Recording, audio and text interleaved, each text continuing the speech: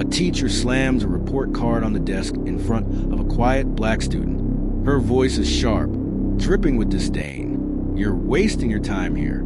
Kids like you never make it. Maybe you should just drop out before you embarrass yourself further."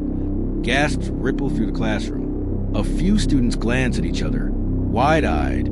Some smirk nervously. Others shrink into their seats. But the boy doesn't flinch.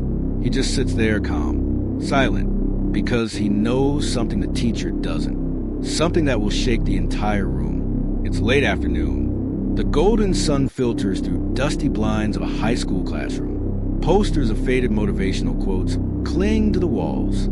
At the front stands Ms. Reynolds, a teacher in her 50s. Rigid posture, cold eyes, known for being tough, but often crossing the line into cruelty. At the back sits Marcus James, 17. Quiet, focused, dressed simply, his backpack neatly packed. He's the kind of student most overlook. Around him, classmates whisper. A few laugh. A few look uneasy.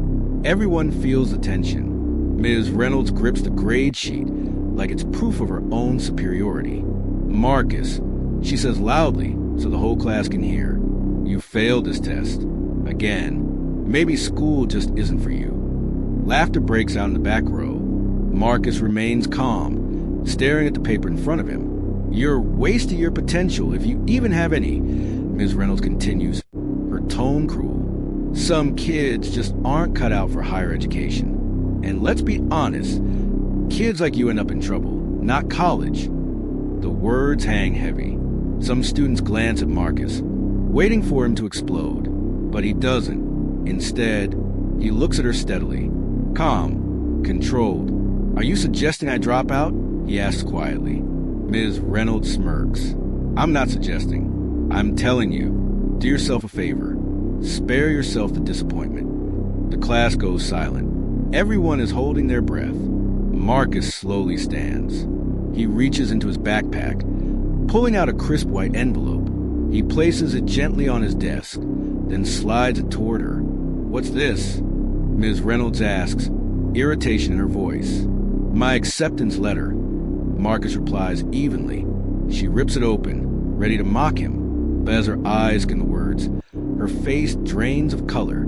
"Dear Marcus James, congratulations on your full scholarship to Harvard University."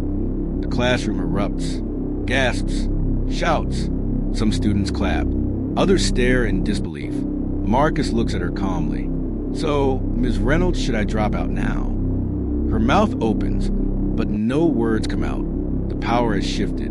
The students' laughter has turned into applause. Phones are out, recording the moment. Ms. Reynolds' face flushes red.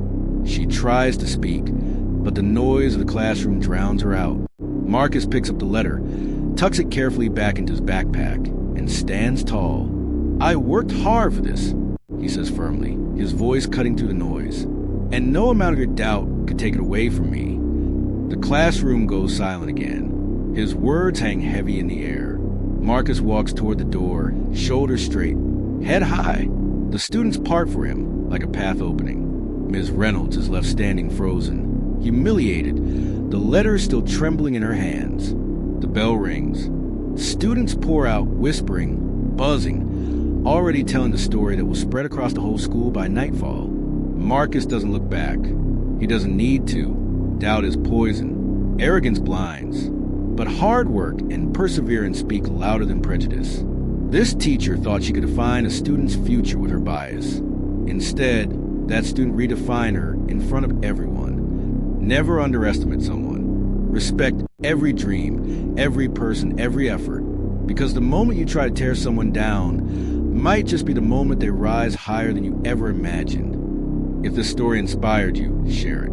And don't forget to subscribe for more powerful stories where respect, dignity, and justice always win.